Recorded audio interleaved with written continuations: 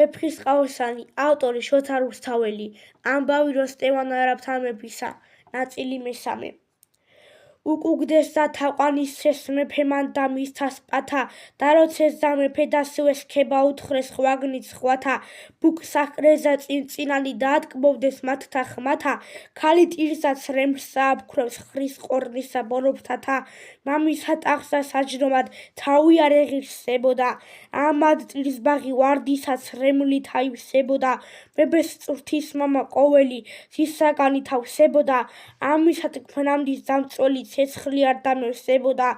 უბრძანა ნუსტი რასულო, ისმინე ჩემი თხრობილი, დღეს შენ ხარ მეფე არაბეთ, შენგან ხელმწიფედ ხმობილი,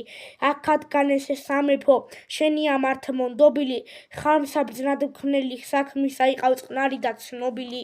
ვარდთა და ნეხვთა ვინადგან მზე სწორად მოეფინების, დიდთა და წვრილთა წყალობა შენ სანუ მოგეწყინების,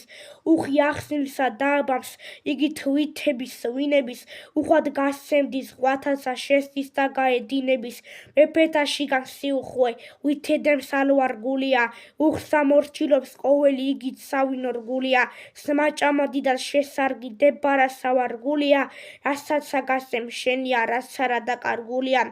ამა მამისა სწავლასა ქალი ბძნად მოისმინებდა, ყურს აუპყრობდა ისმედა წვრთასა არ მოიწყინებდა, მეფეს მასა და მღერასა იქ მსმეტად მოილხინებდა, თინათინ მზესა სწუნობდა, მაგრამ მზე თინათინებდა.